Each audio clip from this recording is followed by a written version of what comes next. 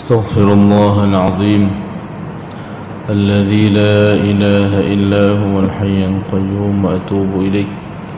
أستغفر الله العظيم الذي لا إله إلا هو الحي القيوم وأتوب إليه. أستغفر الله العظيم الذي لا إله إلا هو الحي القيوم وأتوب إليه. أعوذ بالله من الشيطان الرجيم. بسم الله الرحمن الرحيم. السلام عليكم ورحمة الله وبركاته. الفاتحة. أعوذ بالله من الشيطان الرجيم. بسم الله الرحمن الرحيم. الحمد لله رب العالمين الرحمن الرحيم مالك يوم الدين إياك نعبد وإياك نستعين اهدنا الصراط المستقيم صراط الذين أنعمت عليهم غير المغضوب عليهم ولا الضالين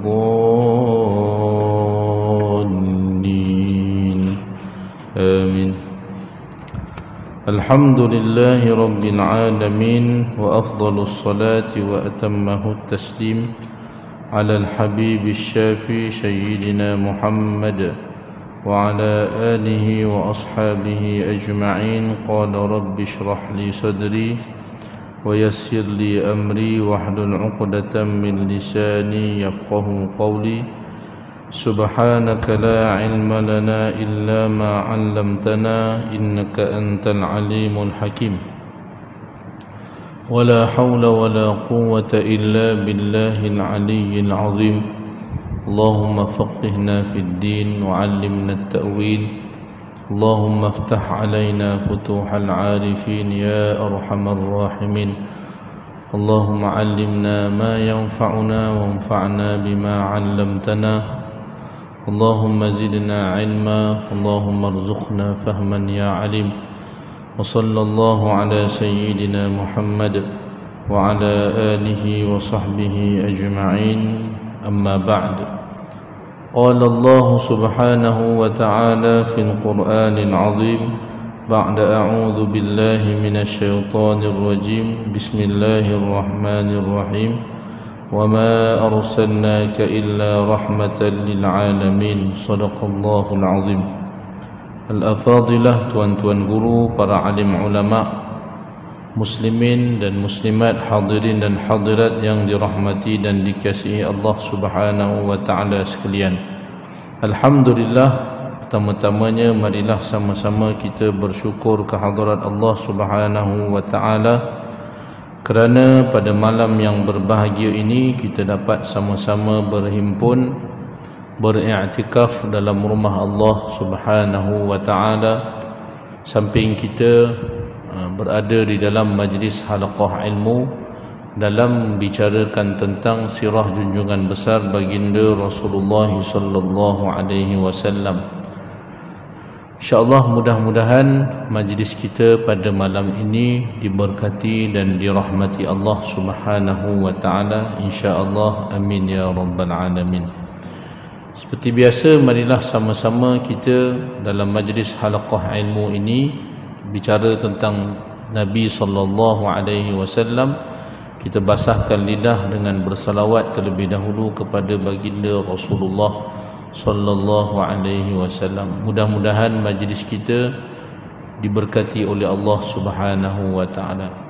Innallaha wa malaikatahu yusalluna 'alan nabi ya ayyuhalladzina amanu sallu 'alaihi wa sallimu taslima.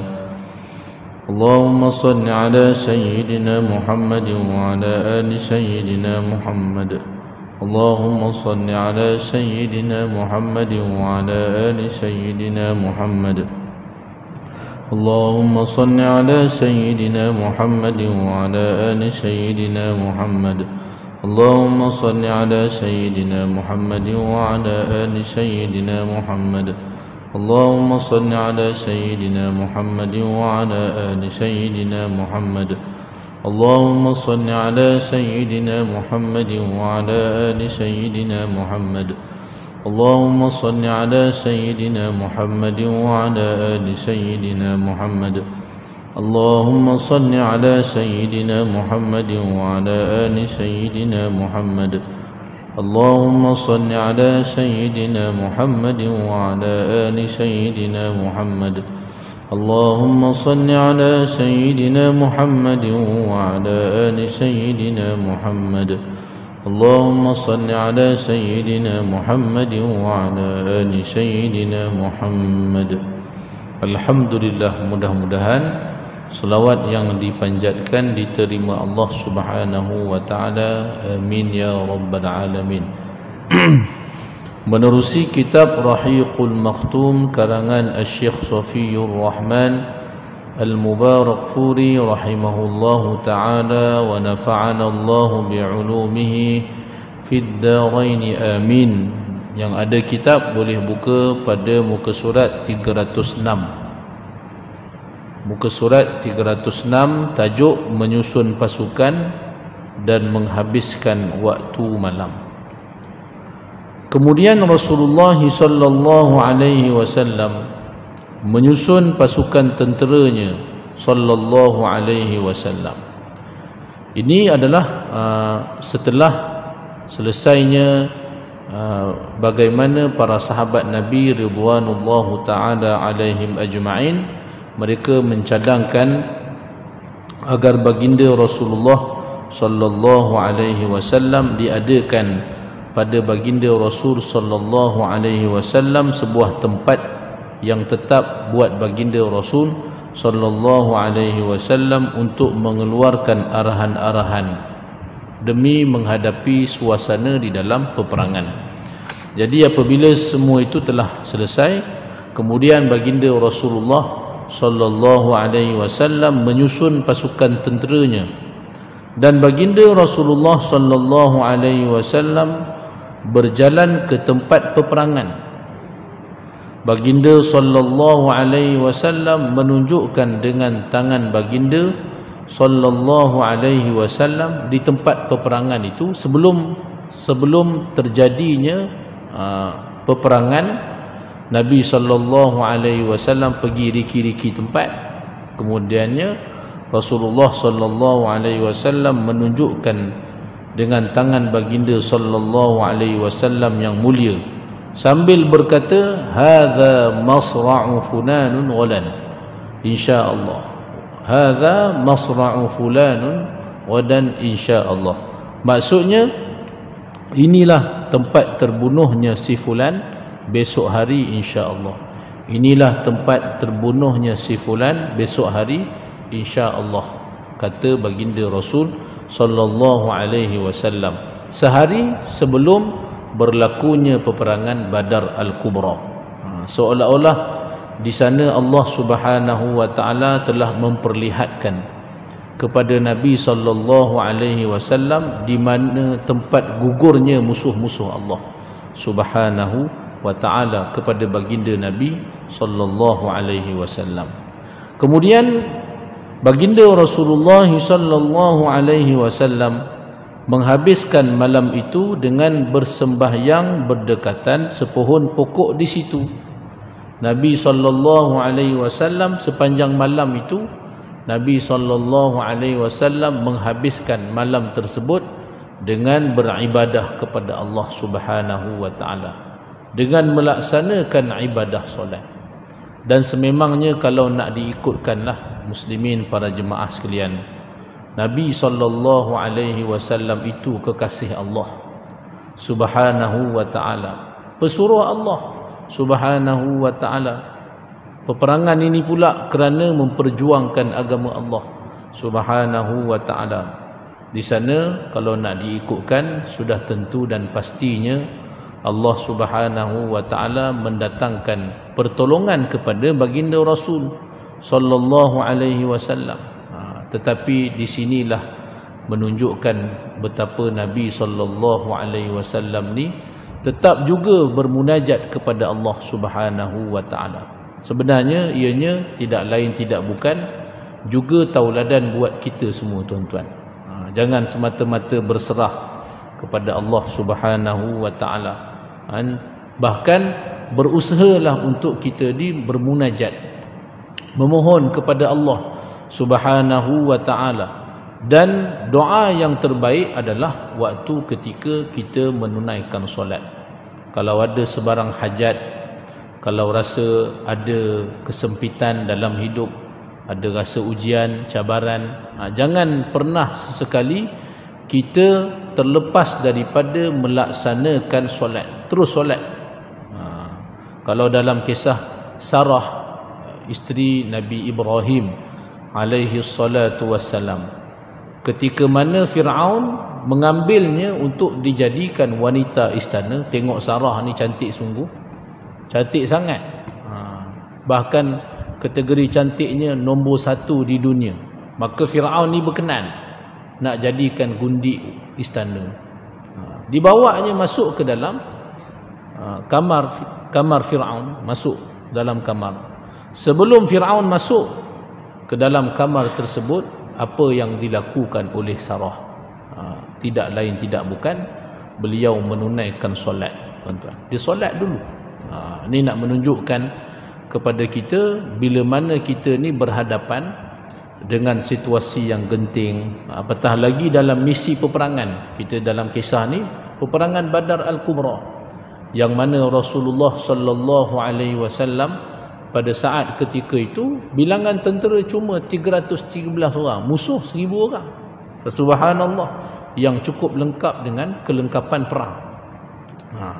Jadi kisah Sarah, tuan-tuan, solat, kemudiannya berdoa kepada Allah Subhanahu wa taala. Jadi demikianlah kita bila berada dalam sebarang kesulitan, kesusahan, kita terus solat. Allah Taala berfirman, wasta'inu bis-sabri was-salah. Minta tolonglah kamu dengan jalan sabar dan juga solat. Innallaha ma'as-sabirin. Sesungguhnya Allah Subhanahu wa taala bersama dengan orang-orang yang bersabar. Apatah lagi solat ni dia memang hubungan secara langsung kepada Allah Subhanahu wa taala. Hubungan hamba itu kepada Allah Subhanahu wa taala secara langsung. Jadi kisah Sarah tadi, tuan-tuan, mungkin biasa tuan-tuan pernah dengar. Maka Fir'aun pun dia masuk dan cuba melakukan sesuatu kepada Sarah. Apabila cuba dia menggerakkan tangannya untuk menyentuh Sarah, tiba-tiba tangan dia kudung tak boleh bergerak. Dan dia minta Sarah ni, dia merayu kepada Sarah supaya berdoa kepada Allah agar tangan dia kembali pulih. Sampai minta tolong dekat Sarah, merayu dia. Dan kemudiannya Sarah pun berdoa kepada Allah. Dengan izin Allah, tangan Fir'aun sembuh. Bila dah sembuh, tiba-tiba dia nak cuba buat sekali lagi. Ini kadang-kadang manusia, dia lupa dengan ujian yang pertama. Cabaran ataupun apa yang Allah Taala datangkan, peringatan yang pertama tu, kadang-kadang belum lagi mengingatkan dia. Kita pun kadang-kadang macam tu, tuan-tuan. Macam-macam dah Allah Subhanahu wa taala datangkan, tapi masih lagi alpa, masih lagi leka. Ujian Covid dah besar dah kalau nak diikutkan PKP yang pernah kita lalui, kan? Tapi wallahu alam, kemudiannya dengan ujian-ujian yang seterusnya, banjir pula, kan? Sebenarnya tidak lain tidak bukan adalah untuk sama-sama kita semakin dekat kepada Allah Subhanahu wa taala, untuk kita menginsafi diri kita dan supaya kita ni kembali kepada Allah Subhanahu wa ta'ala. Bila kali yang kedua tangan kudung, lebih berat lagi, dia minta merayu kepada Sarah untuk berdoa kepada Allah. Maka Sarah pun berdoa kepada Allah. Dengan izin Allah Subhanahu wa ta'ala, tangan Fir'aun pun sembuh. Dan Fir'aun pun membebaskan Sarah. Bahkan kerana mengiktiraf Sarah ni dia ada hubungan yang hebat dengan Allah Subhanahu wa ta'ala, maka dihadiahkan Hajar. Itu kisah Sarah. Maknanya dalam kesulitan tetap dia tidak melupakan Allah Subhanahu wa ta'ala. Demikian juga yang ditunjukkan oleh junjungan besar Nabi kita Nabi Muhammad sallallahu alaihi wasallam, dan sepatutnya menjadi tauladan kepada kita bersama. Memang kalau tengah susah buat solat hajat lah tuan-tuan. Betul lah apa yang dicadangkan oleh Jabatan Agama Islam. Tengah susah banjir baru ni buat solat hajat, kan, minta masjid-masjid tu imam buat solat hajat. Kita pun kalau ada sebarang masalah ke sebarang hajat ke, terus kan buat solat hajat, dan kemudiannya berdoalah kepada Allah Subhanahu wa ta'ala. Allah Ta'ala berfirman, ud'uni astajib lakum, berdoalah kepadaku nescaya aku akan perkenankan kepadamu. Doa Allah Ta'ala janji akan perkenankan. Nabi SAW pada malam itu menghabiskan malam itu dengan bermunajat dan solat sepanjang malam. Tentera-tentera Islam yang lain bermalam pada malam itu dengan tenteram dan keyakinan memenuhi lubuk hati mereka. Subhanallah, mereka mengambil habuan mereka untuk berehat pada malam itu sambil memasang cita-cita untuk melihat dengan mata kepala sendiri berita gembira yang disampaikan oleh Allah Subhanahu wa ta'ala kepada mereka. Janji Allah Subhanahu wa ta'ala kemenangan buat mereka kepada tentera Islam. Sahabat-sahabat ni subhanallah malam tu dalam keadaan tenang, tentera. Jiwa mereka Allah Subhanahu wa ta'ala datangkan sakinah. Itulah ketenangan. Dan malam itu di pihak muslimin hujan, pihak musyrikin pun hujan. Adapun hujan di pihak musyrikin hujan yang sangat lebat, sehingga ada sebahagian kitab menyebutkan hujan lebat tu sampai banjir, menyebabkan mereka ni sukar untuk berjalan dan bergerak dan sebagainya, dan jiwa mereka ni jadi gusar. Hujan yang turun kepada pihak musyrikin. Adapun hujan yang turun kepada pihak muslimin, subhanallah, hujan yang tenang, hujan yang tenteram, ibarat seperti gerimis yang menenangkan jiwa para sahabat baginda ridwanullahu ta'ala alaihim ajma'in. Sampai pada malam tu mereka merasa mengantuk dan mereka tidur, dapat habuan tidur lena. Allahu akbar. Kita kalau nak perang, kalau ikutkan situasi perang tuan-tuan, tak boleh nak lena tidur kalau nak diikutkan. Tapi ni rahmat Allah Subhanahu wa ta'ala, kurniaan Allah Subhanahu wa ta'ala kepada para sahabat. Mereka dapat tidur lena pada malam itu. Subhanallah. Sememangnya tidur lena ni memang anugerah Allah Subhanahu wa ta'ala. Bila dapat tidur, sebenarnya bangun tu tuan-tuan boleh memberikan cas bateri pada tubuh badan kita. Tuan-tuan cuba bayangkan kalau malam tadi tuan-tuan tak tidur, agak-agak hari ni boleh bekerja ke tidak, kan? Memang kalau tak dapat tidur malam memang berat. Besok tu nak buat kerja susah. Tuan-tuan dapat bekerja kan seharian itu antaranya kerana malam tadi dapat tidur. Sebab tu kita nak tidur, kita kena doa. Doa banyak-banyak. Bismikallahumma ahya wa amut. Jangan lupa doa, jangan terus tidur je. Kemudiannya dah bangun tidur pula, Nabi SAW ajarkan kita baca doa. Alhamdulillah allazi ahyana ba'dama amatana wa ilaihin nusyur. Doa yang diajarkan Rasul SAW. Bangunnya alhamdulillah, segala puji-pujian bagi Allah Subhanahu wa ta'ala yang telah menghidupkan kami setelah dimatikan kami, mati sementara. Wa ilaihin nusyur, dan kepadanya lah kami dikembalikan. Jadi pada malam itu rahmat Allah Subhanahu wa ta'ala, sahabat-sahabat dapat habuan tidur lena.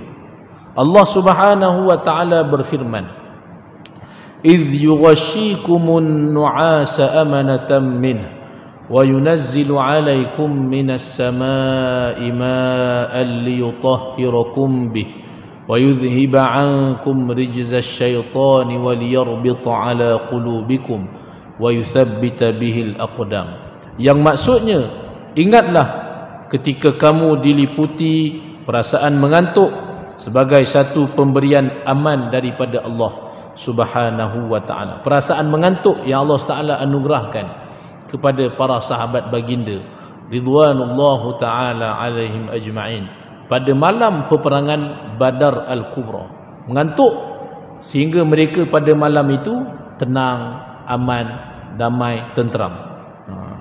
Wa yunazzilu alaikum minas sama', dan ingatlah ketika ia menurunkan kepada kamu hujan daripada langit, liyutahhirakum bih, untuk mensucikan kamu dengannya, wa yudhhiba ankum rijza syaitan, dan menghapuskan daripada gangguan syaitan, waliyarbita ala qulubikum, dan juga untuk menguatkan hati kamu, wa yuthabbita bihil aqdam, dan menetapkan dengannya tapak pendirian kamu di medan perjuangan.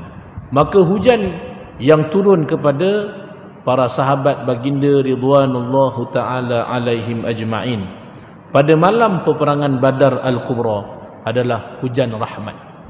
Sememangnya kita, tuan-tuan, bila turun hujan ni dia ada dua lah, kan? Antara sama ada hujan yang bala, ataupun satu lagi hujan rahmat. Kalau hujan rasa teruk sangat, kan, doa Allahumma hawalaina wala alaina, hujan tak berhenti, lebat sebagainya, dan kita doa kepada Allah Subhanahu wa ta'ala, Allahumma hawalaina wala alaina, Allahumma alal akam wadh-dhirab wa butunil awdiyah wa manabitis syajar. Yang maksudnya, ya Allah, turunkanlah hujan di sekitar kami dan janganlah ditimpakan bencana ke atas kami. Ini doa yang sebaiknya diamalkan bila turunnya hujan. Minta maaf sebut, tuan-tuan, sehari dua ni kadang-kadang ada juga yang sebut bila hujan turun, kan,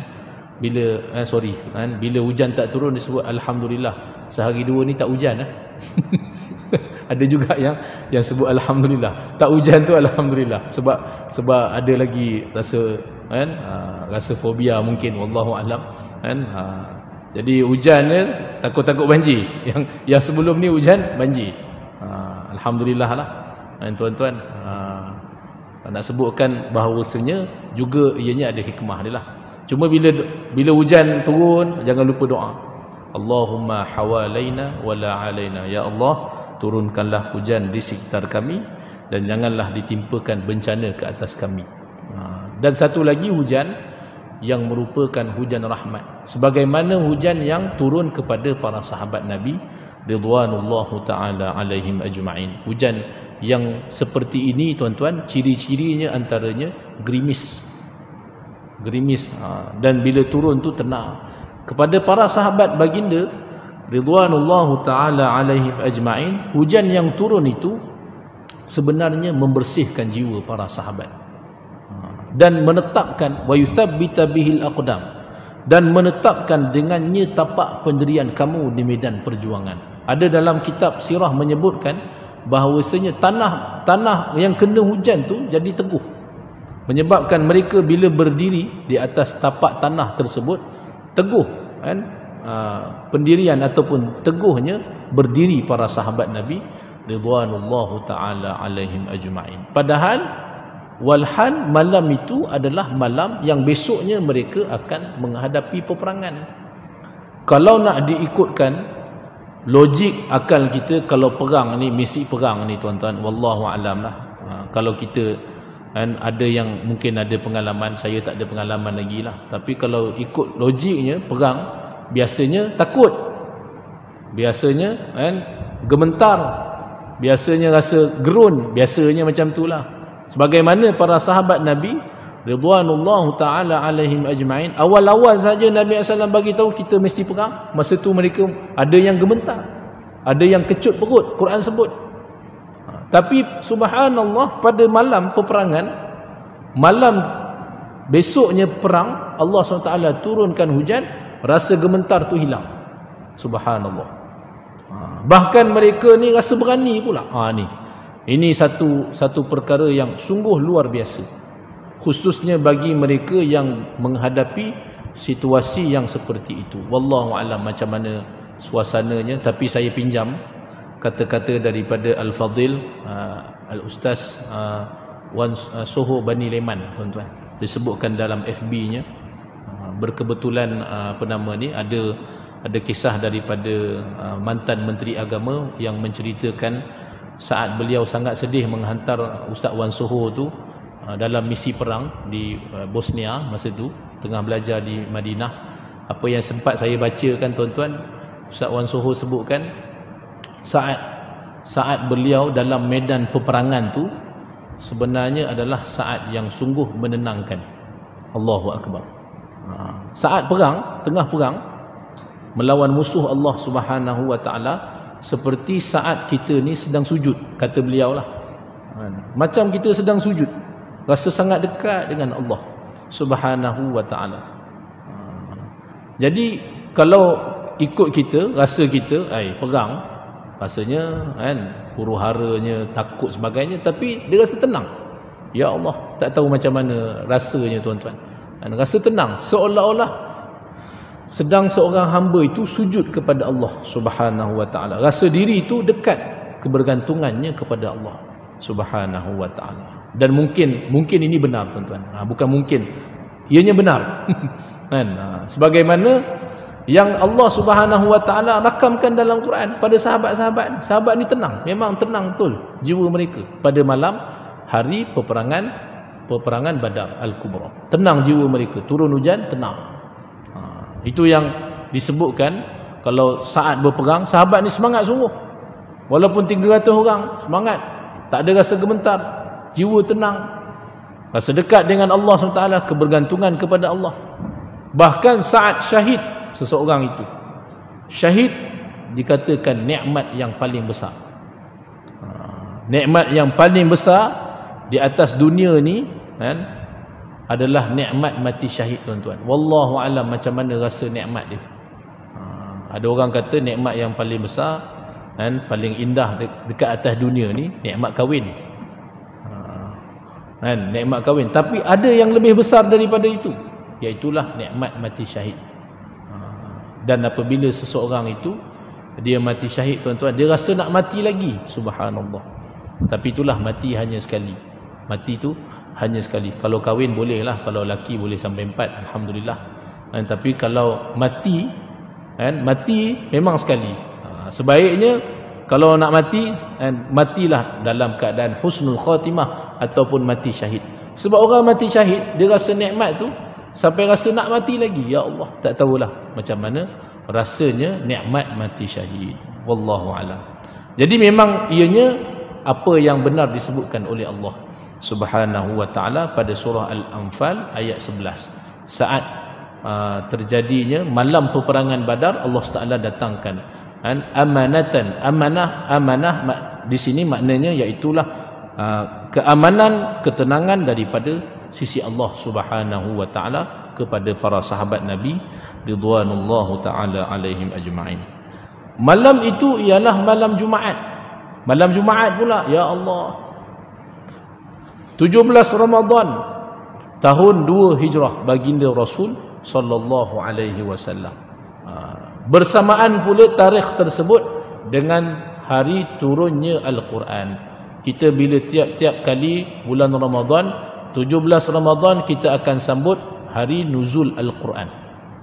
Dan tarikh yang sama juga kan, iaitulah hari terjadinya peperangan Badar Al-Kubra, malam Jumaat 17 Ramadan tahun 2 Hijrah baginda Nabi sallallahu alaihi wasallam. Baginda Rasulullah sallallahu alaihi wasallam keluar pada 8 atau 12 Ramadan bulan yang sama. Muslimin para jemaah yang dirahmati dan dikasihi Allah Subhanahu wa taala sekalian. Itu apa yang berlaku dan terjadi di pihak muslimin. Tenang, aman, hujan yang turun itu menenangkan para sahabat. Di pihak Quraisy pula, mereka menghabiskan malamnya di perkemahan tentera di lembah yang jauh. Apabila pagi, mereka pun berkumpul dan turun daripada bukit kecil ke Wadi Badar. Sekumpulan daripada mereka sampai ke kolam yang dibina oleh baginda Rasulullah sallallahu alaihi wasallam. Pada malamnya mereka duduk di perkemahan tentera Besok pagi bangun-bangun cari air, haus, kehausan, orang-orang musyrikin ini. Lalu mereka pun pergi turun daripada bukit kecil ke Wadi Badar, yang mana pada hari sebelum itu baginda Rasulullah sallallahu alaihi wasallam dan juga para sahabat Nabi ridwanullahu taala alaihim ajma'in telah meninjau-ninjau tempat itu, kawasan itu. Mana tempat telaganya, mana tempat yang dihapuskan telaga. Nabi SAW bina kolam, ada kolam yang demikian. Nabi SAW bina kolam yang beracun. Jadi mereka turun daripada bukit ke Wadi Badar. Sekumpulan daripada mereka sampai ke kolam yang dibina oleh baginda Rasulullah sallallahu alaihi wasallam. Kolam tu dibina Nabi sallallahu alaihi wasallam. Minta maaf saya sebut tadi beracun. Sebenarnya wallahu alam ada racun ataupun tidak, tapi kolam itu dibina oleh Nabi sallallahu alaihi wasallam. Tapi dalam kitab sebut tak dibubuh racun, bukan jenis Nabi sallallahu alaihi wasallam buat satu letak racun, tak. Memang kolam itu dibina oleh baginda Rasulullah sallallahu alaihi wasallam. Saat ketika mana orang-orang musyrikin sampai di kolam yang dibina Nabi sallallahu alaihi wasallam, mereka pun minum. Sahabat-sahabat ni pun bila tengok orang-orang kafir minum air daripada kolam yang dibina oleh Nabi sallallahu alaihi wasallam, mereka pun rasa terperanjat, macam mana padahal kolam tu dibina oleh Nabi SAW untuk sahabat-sahabat. Nabi SAW sebut biarkan mereka, da'uhum, biarkan mereka minum. Lalu apa yang terjadi tuan-tuan, dan tidak seorang pun yang minum daripada air kolam itu pada hari itu, melainkan semuanya terbunuh, habis mati semua. Tapi dalam kitab tak sebut kolam beracun. Minta maaf saya sebut di awal tadi, salah. Semua yang minum daripada air kolam yang dibina Nabi SAW semuanya mati, melainkan Hakim bin Hizam radhiyallahu anhu. Hakim bin Hizam ni dia di antara jiran tetangga Nabi sallallahu alaihi wasallam saat di Mekah. Antara jiran Nabi SAW yang banyak menyakiti Rasulullah sallallahu alaihi wasallam. Antaranya Uqbah bin Abi Muayyad, antaranya Abu Lahab, antaranya Hakim bin Hizam, antara jiran Rasulullah sallallahu alaihi wasallam yang banyak menyakiti Nabi sallallahu alaihi wasallam. Semua jiran-jiran Nabi SAW semuanya mati dalam keadaan kafir, melainkan Hakim bin Hizam. Kerana Hakim bin Hizam dia antara yang minum daripada air kolam tu. Dia minum, kawan-kawan dia mati, dia tak mati. Dia seorangnya tak mati. Dan oleh kerana itu akhirnya dia memeluk agama Islam. Subhanallah. Dia memeluk agama Islam. Dia tak terbunuh dan akhirnya masuk Islam setelah itu, serta menjadi seorang penganut Islam yang baik. Kalau dia bersungguh-sungguh untuk bersumpah, Hakim bin Hizam ni cerita kalau saat dia telah menjadi seorang Muslim yang baik. Kalau dia bersungguh-sungguh nak bersumpah aja, biasa orang sumpah wallahi watallahi, biasa orang sumpah macam tu. Maknanya sumpah lah, betul-betul lah dia akan sebut. Tapi kalau Hakim bin Hizam radhiyallahu anhu, kalau dia bersumpah, dia akan menyebutkan demi yang menyelamatkan aku pada hari peperangan Badar. Sebab dia di antara yang minum daripada air telaga yang dibina Nabi sallallahu alaihi wasallam, air kolam yang dibina Rasul sallallahu alaihi wasallam, dan dia terselamat. Dan yang menyelamatkan dia tidak lain tidak bukan, iaitulah Allah Subhanahu wa taala. Jadi bila dia bersumpah aja, bersungguh-sungguh bersumpah, dia akan sebut demi yang menyelamatkan aku di peperangan Badar. Allahu akbar. Setelah orang-orang Quraisy mendapat kedudukan masing-masing, mereka pun mengutuskan Umair bin Wahab al-Jumahi untuk meninjau-ninjau kekuatan tentera Madinah al-Munawwarah. Maka berlegarlah Umair bin Wahab al-Jumahi dengan kudanya di sekitar tentera Madinah pergi tengok.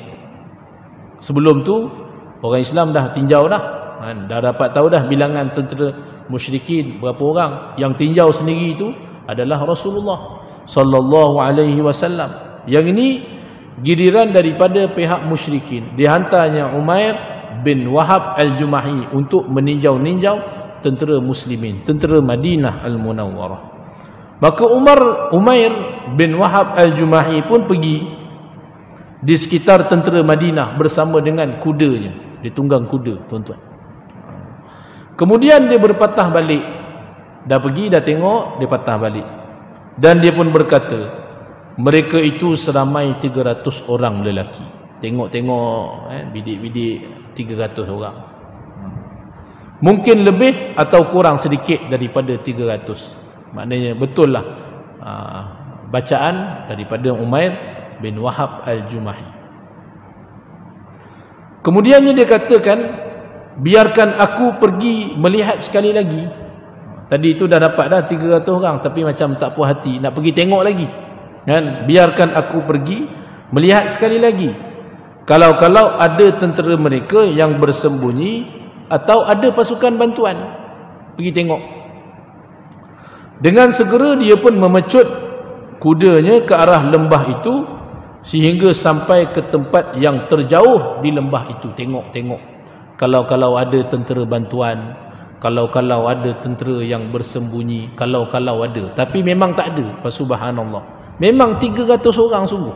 313 orang. 300 plus 13 orang. Ya Allah. Subhanallah. Tentera muslimin. Dia tengok kan, daripada banyak sudut, pergi jauh sekian, tak nampak tentera yang bersembunyi. Diingatkan strategi lah. Mungkin tentera Islam, tentera Madinah itu ada simpan tentera di balik-balik bukau dan sebagainya. Tapi ditinjau-tinjau memang tak nampak. Memang tak ada. Memang bilangannya 300 orang. Subhanallah. Maka dia pun kembali.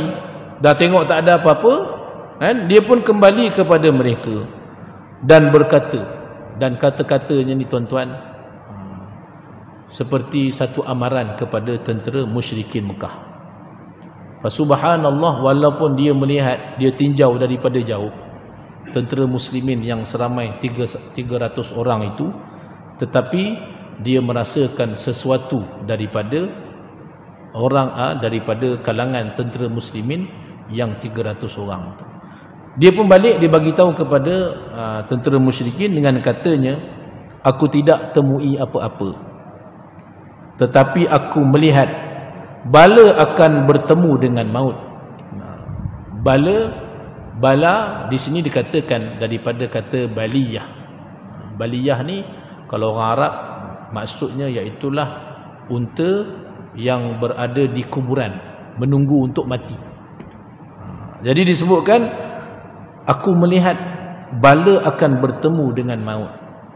Unta-unta Yathrib yang akan membawa maut. Kumpulan manusia yang tidak memiliki pertahanan dan perlindungan, melainkan hanya berbekalkan pedang. Yang lain tak ada, ada pedang cuma, dan berapa 2 ekor kuda bersama dengan para sahabat. Ada pedang, kelengkapan tak cukup. Kata Umair bin Wahab al-Jumahi, demi Allah, aku berpendapat tidak seorang pun daripada mereka yang akan dibunuh kecuali setelah dia berjaya membunuh seorang daripada kamu. Kalaulah mereka berjaya menimpa padah kepada bilangan kamu yang ramai ini, maka apalah gunanya kalaupun kita dapat hidup selepas itu. Maka silalah berikan pandangan kamu, kata Umair bin Wahab al-Jumahi. Sebab dia tengok memang bala tentera yang seramai 300 orang ni mampu untuk mengalahkan tentera musyrikin. Nampak aura dia tu. Subhanallah. Sebab tu dia balik, dia bagi tahu. Kan? Dia nampak bala, dia kata. Tentera Yathrib, untanya. Kan? Disebutkan unta-unta Yathrib yang membawa maut. Subhanallah, semua tu dirasai oleh Umair bin Wahab al-Jumahi. Saat dia balik, dia bagi tahu kepada tentera musyrikin. Jadi dia suruh tentera musyrikin fikir-fikir balik. Kan? Fikir balik nak teruskan ke tidak.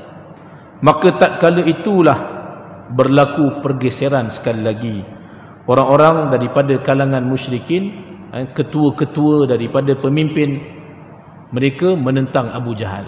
Sebab yang nak perang sangat itu Abu Jahal. Pemimpin-pemimpin yang lain maknanya mereka ada juga yang nak patah balik, nak selamatkan diri mereka daripada terus berperang. Tapi yang nak teruskan peperangan itu adalah Abu Jahal. Bila Umair bin Wahab Al-Jumahi dia bagi tahu, dia kata fikir baliklah kita nak teruskan ke tidak ni. Maka terjadilah pergeseran sekali lagi, mereka yang menentang Abu Jahal. Yang berkeras hendak berperang itu Abu Jahal. Di kalangan mereka ada yang mengajak supaya mereka kembali ke Mekah tanpa berperang, sebagaimana yang telah dilakukan oleh Bani Zuhrah. Yang Bani Zuhrah ni memang dia join sama 300 orang. Tapi dalam perjalanan bila tahu sahaja Abu Sufyan terselamat, maka ketuanya Al-Akhnas telah tarik diri 300 orang tu. Tu yang Al-Akhnas akhirnya telah dilantik menjadi ketua selepas peperangan Badar sampai seterusnya jadi ketua. Sebab betulnya keputusan yang diambil oleh Al-Akhnas, 300 orang Bani Zuhrah terselamat dalam medan peperangan Badar. Sebab memang yang pergi itu kalah. Subhanallah. Umair bin Wahab Al-Jumahi dia balik, dia bagi tahu dah 300 orang ni bukan biasa-biasa punya. Dia nampak bala yang membawa maut. Jadi fikir sekali lagi. Itu yang menyebabkan akhirnya pemimpin-pemimpin Quraisy bergeseran pula, bergaduh pula dengan Abu Jahal. Sebab yang nak perang sangat adalah Abu Jahal. Muslimin para jemaah sekalian, di kalangan mereka ada yang mengajak supaya mereka kembali ke Mekah tanpa berperang. Hakim bin Hizam radhiyallahu anhu yang terselamat di dalam minum, selamat daripada mati daripada minum air kolam yang dibina Nabi sallallahu alaihi wasallam, berjalan di celah-celah pasukan tersebut. Kemudian dia datang kepada Utbah bin Rabi'ah dan berkata, "Hai Abul Al-Walid, kamu ni orang besar Quraisy dan ketua yang dipatuhi. Mahukah kamu lakukan satu kebaikan yang akan dikenang sampai bila-bila?" Kata Hakim bin Hizam. Lalu Utbah pun bertanya, "Apakah kebaikan yang akan dikenang sampai bila-bila ni? Nak buat apa hai Hakim?" Jawabnya, "Bawalah mereka ni pulang, bawa baliklah. Dan tanggunglah sendiri urusan sekutumu Amru bin Al-Hadrami itu yang dibunuh dalam operasi Nakhlah." Utbah pun menjawab, "Sememangnya aku sedia berbuat begitu. Memang nak balik pun." Sebagaimana Allahumma salli ala sayyidina Muhammad, Al-Akhnas yang bawa balik sekutu daripada Bani Zuhrah seramai 300 orang tu. Utbah bin Rabi'ah pun dia memang dah terfikir untuk bawa balik. "Memang aku sedia berbuat begitu. Engkau hendaklah menjadi penjaminku terhadap tindakanku ini, kerana dia itu adalah sekutu aku dan aku bertanggungjawab melunaskan hutangnya dan musibah yang menimpa harta bendanya." Kemudian Utbah berkata lagi kepada Hakim, "Pergilah engkau bertemu Ibnu Al-Hanzaliyah, yakni Abu Jahal. Kerana Al-Hanzaliyah ialah ibu kepada Abu Jahal. Kerana aku tidak bimbang timbulnya pertelingkahan di kalangan orang ramai kecuali dia, iaitulah Abu Jahal." Dia nak balik, tapi kerana Abu Jahal sahaja, maka dia turut serta bersama dalam peperangan tersebut. Kemudian Utbah bin Rabi'ah bangun dan berucap dengan katanya, yang ini insya-Allah kita akan cuba sambung lagi pada kuliah yang akan datang, sehingga terjadinya pergeseran di antara tentera musyrikin. Wallahu alam. Insya-Allah tuan-tuan ada kesempatan kita akan cuba sambung lagi bicara kita dalam sirah Nabi sallallahu alaihi wasallam. Yang baik semuanya daripada Allah Subhanahu wa taala, segala kekurangan kelemahan daripada diri saya sendiri. Aqulu qauli hadza wa astaghfirullahal azim li wa lakum. Assalamualaikum warahmatullahi wabarakatuh. Subhanakallahumma bihamdika asyhadu an la ilaha illa anta astaghfiruka